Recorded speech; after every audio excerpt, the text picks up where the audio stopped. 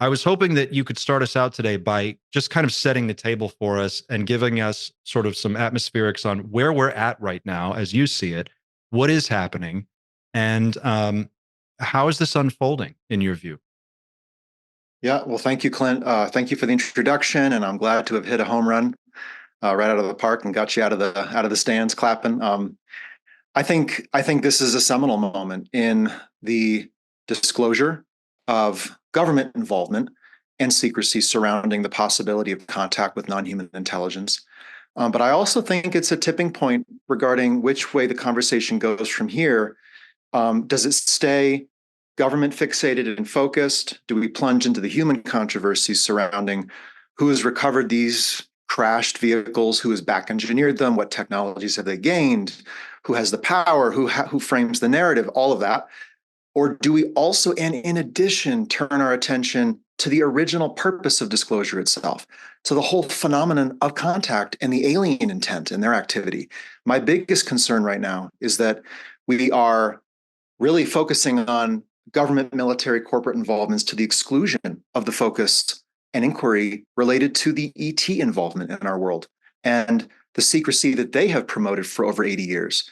And really, the secrecy that enshrouds the government secrecy could be said to be their secrecy. I mean, the whole deep state black budget reality and programs began after World War II and with the development of nuclear weapons, but concurrent with the arrival of non-human intelligence in the world.